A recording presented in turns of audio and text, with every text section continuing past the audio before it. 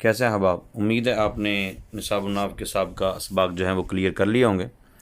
تو سبق نمبر 38 تک تو جتنے بھی اعراب بیان ہوئے ہیں وہ سارے اسماء کے اپنے اپنے اعراب تھے، 39ویں سبق میں اور 40ویں سبق میں، اور اس کے بعد بھی کچھ اسباق اور ہیں، ان میں اپنے اعراب نہیں ہیں، نہ ان کی اپنی ذات کوئی ذات ہوتی ہے۔ یہ ایک سمجھانے کے لیے بات عرض کر رہا ہوں۔ کریں گے تاکید کا، یعنی تاکید کیا چیز ہوتی ہے اور تاکید کس کام کے لیے لائی جاتی ہے، اس کا اپنا کوئی عمل دخل نہیں ہوتا، ٹھیک ہے۔ تاکید وہ تابع ہے جو مطبوع کی طرف کسی چیز کی نسبت کو پختہ کرنے کے لیے لایا جاتا ہے، یعنی مطبوع کی طرف کسی چیز کی نسبت پہلے ہو چکی ہوتی ہے، اب اس نسبت کے اندر پختگی پیدا کرنے کے لیے تاکید لائی جاتی ہے۔ جیسے جاءنی زید، زید میرے پاس آیا۔ اب کوئی سوچ سکتا ہے کہ زید نے کوئی قاصد بھیجا ہوگا، زید میرے پاس آیا مطلب یہ ہے کہ زید نے کوئی اپنا خاص بندہ بھیج دیا، نہیں، اس بات کو پختہ کرنے کے لیے کہ زید ہی آیا میرے پاس، یہاں آگے نفس ہو تاکید لگا دی۔ نمبر 2، دوسرا اس بات کو واضح کرنے کے لیے تاکید کو لایا جاتا ہے کہ حکم مطبوع کے تمام افراد کو شامل ہے۔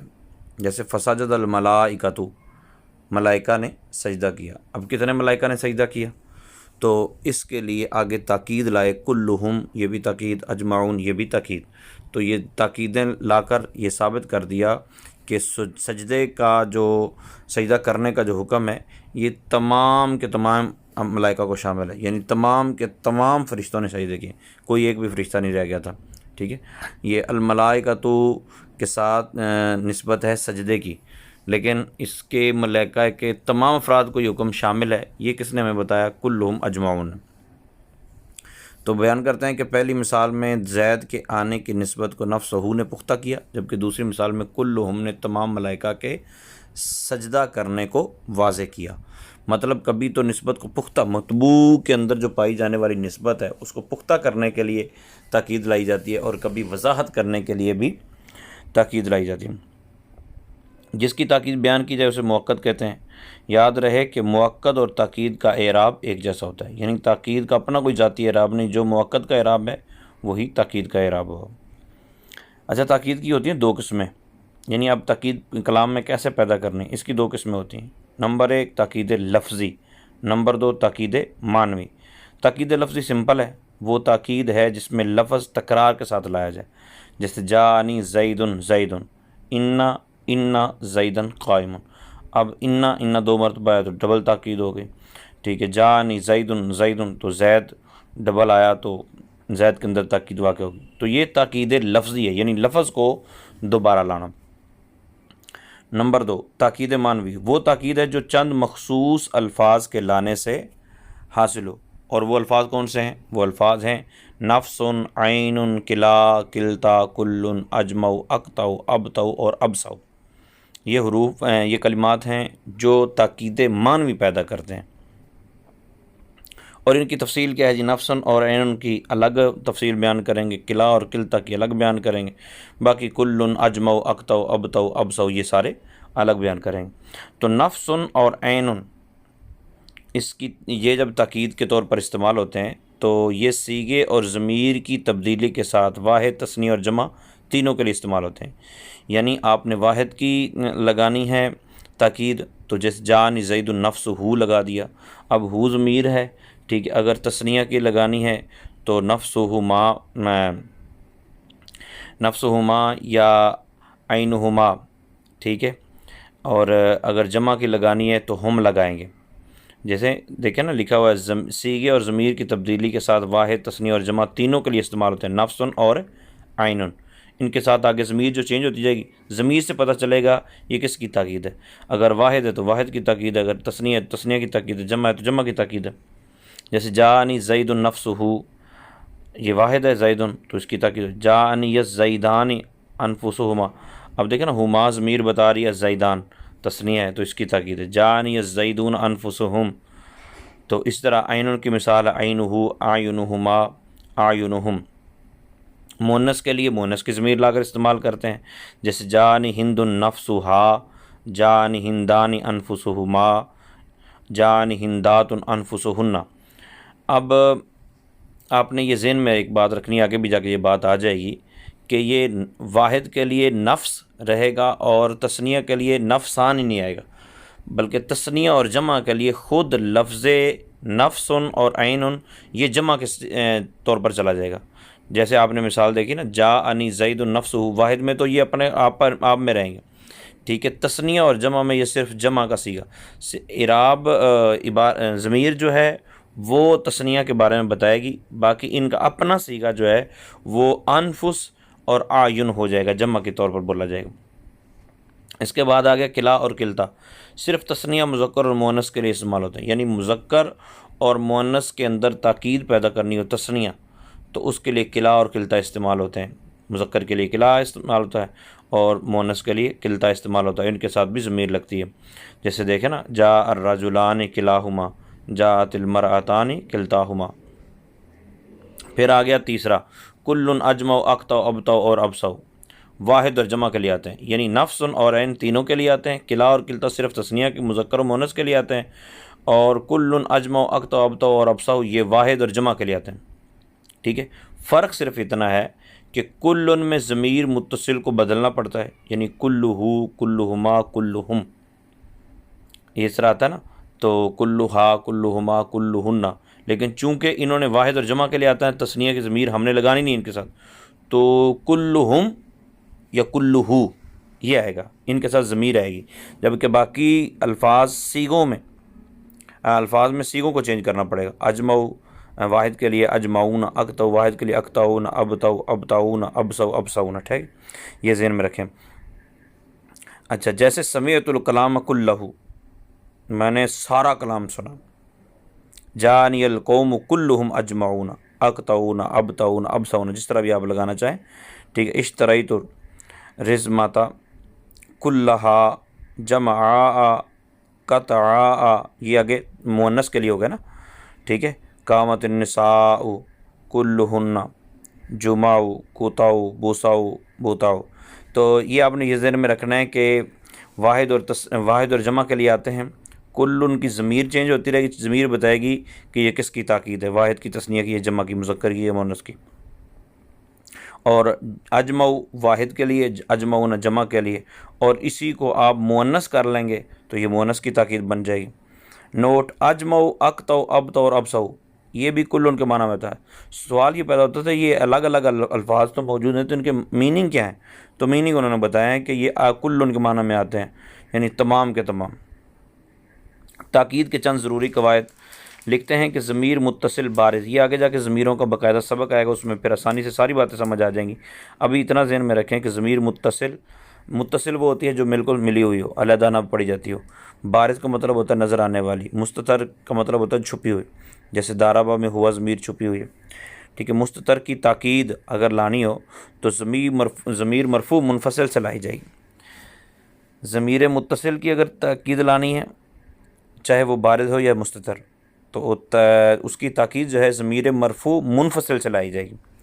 اب جو پہلے والی ضمیر ہے وہ مرفوع ہو یا منصوب ہو یا مجرور ہو، تاکید اس کی مرفوع منفصل سے لائی جائے گی، یہ فرق سمجھ لینا کہ آپ نے ضمیر متصل بارز ہو یا مستتر، اس کی اگر تاکید لانی ہے، خواہ وہ جس کی تاکید لانی ہے وہ ضمیر مجرور متصل ہو، چاہے وہ منصوب متصل ہو، چاہے وہ مرفوع متصل ہو، تینوں صورتوں میں اس کی تاکید مرفوع منفصل لائی جائے گی، ٹھیک ہے۔ جیسے قم تو، اس میں تو ضمیر متصل بارز ہے تو انا اس کی ضمیر آئی۔ ما رآک انت احد، ٹھیک ہے۔ سلمت علیہ ہوا۔ اب غور کریں اس پہ، کاف ضمیر جو ہے یہ منصوب متصل ہے، اب اس کی تاکید انت سے لائے ہیں۔ سلمت علیہ ہی ضمیر جو ہے یہ مجرور متصل ہے، اس کی ضمیر بھی تاکید بھی ہوا سے لائیں، تو ضمیر متصل مستتر کی مثال انصح انا زیدن۔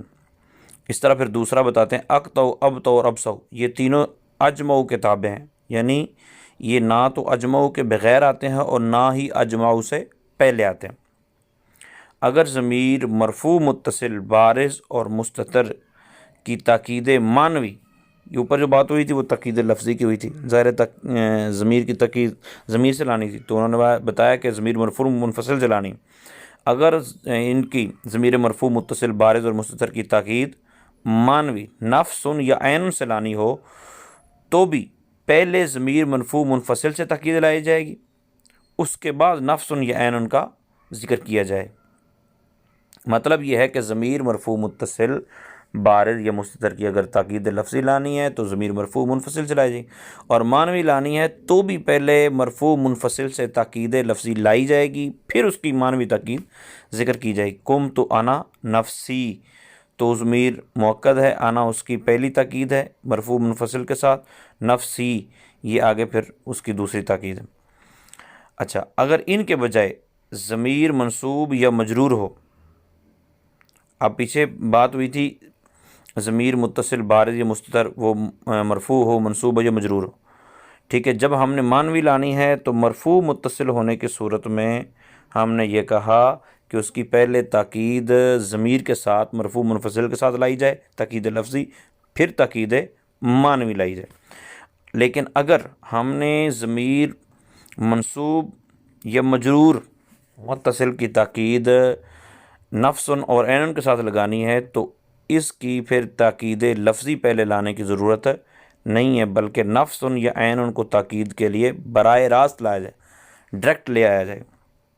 ضربتہم انفسہم، مررت بہ نفسہ، یہ بہ ہی ضمیر کے آگے مؤکد ہے اور نفسہ اس کی تاکید ہے، ٹھیک ہے۔ ضربتہم، یہ ہم ضمیر جو ہے یہ منصوب متصل ہے مؤکد ہے اور انفسہم اس کی تاکید ہے۔ پھر لکھتے ہیں اس میں ظاہر کو ضمیر کے ساتھ مؤکد نہیں کر سکتے، یعنی پہلے اس میں ظاہر ہو اور اس کو ضمیر لا کر مؤکد کیا جائے، ایسا نہیں ہو سکتا، لہذا یوں کہنا غلط ہوگا جاء زید ہوا، ٹھیک ہے، یہ درست نہیں۔ لیکن پھر دوسری بات کر رہے ہیں، ضمیر کو ضمیر کے ساتھ مؤکد کیا جاتا ہے، ٹھیک ہے، اور ضمیر کو اس میں ظاہر کے ساتھ بھی مؤکد کیا جا سکتا ہے، ٹھیک ہے۔ اس میں ظاہر کو ضمیر کے ساتھ مؤکد نہیں کر سکتے، لیکن ضمیر کو ضمیر کے ساتھ بھی مؤکد کر سکتے ہیں اور اس میں ظاہر کے ساتھ بھی مؤکد کر سکتے ہیں، جیسے جئت انت نفسک، احسنت الیہم انفسہم۔ پھر لکھتے ہیں عموماً اجمعوا کا استعمال کلن کے بعد ہوتا ہے، عموماً اجمعوا کا استعمال کلن کے بعد ہوتا ہے۔ پیچھے لکھا تھا کہ یہ اب تو اب سو، یہ اجمعوا کے تابع ہوتے ہیں، اس کے بغیر بھی نہیں آ سکتے، اس سے پہلے بھی نہیں آ سکتے۔ اب نئی بات بتانے لگے ہیں کہ اجمعوا کا استعمال بھی کلن کے بعد ہوتا ہے، جیسے جاء سجد الملائکۃ کلہم اجمعون، اور بعض اوقات اکیلا بھی آ جاتا ہے، جیسے جاء القوم اجمعوا۔ پھر لکھتے ہیں نفس یا عین سے، جو پیچھے میں نے بات بتائی تھی، نفس یا عین سے تثنیہ کی تاکید کرنی ہو تو ان کی جمع سے کریں گے، یعنی یہ تثنیہ نہیں آئیں گے، پیچھے میں کہہ چکا ہوں۔ نفس کی جگہ عین بھی بولا جاتا ہے، نفس کی جگہ عین بھی بولا جاتا ہے، کل کی جگہ جمیع بھی آ سکتا ہے، یعنی اس کے آگے پیچھے کر سکتے ہیں آپ، جیسے رأیت زیدا نفسہ عینہ، جاء القوم کلہم جمیعہم، یوں بھی آ سکتا ہے۔ اچھا، پھر کہتے ہیں کہ کبھی جمیع، یہ تو ہما ہے نا، کبھی جمیع بغیر اضافت کے استعمال ہوتا ہے، کبھی جمیع بغیر اضافت کے استعمال ہوتا ہے، اس وقت وہ بجائے تاکید کے حال واقع ہوتا ہے۔ جمیع اگر بغیر اضافت کے آئے گا، یعنی اس کا ضمیر نہیں ہوگی، تو بطور تاکید نہیں آئے گا بلکہ حال واقع ہوگا، جیسے جاء المسلمون جمیعا۔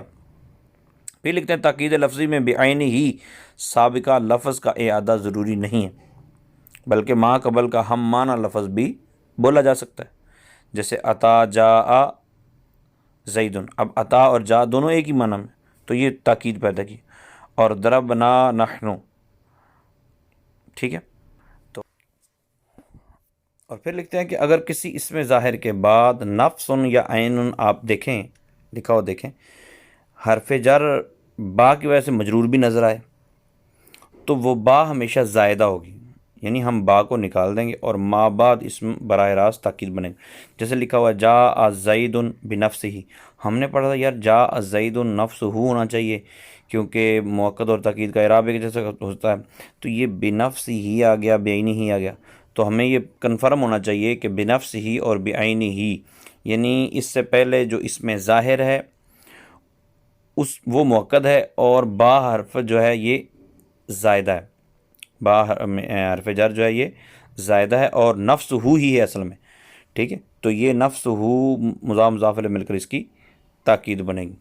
اللہ تعالیٰ کی بارگاہ میں دعا ہے اللہ تعالیٰ ہم سب جو سیکھنے کی کوشش کر رہے ہیں وہ ہمارے لیے آسان فرمائے، اور قرآن و سنت کے علوم کو سمجھنے کی توفیق عطا فرمائے، آمین بجاہ النبی الامین۔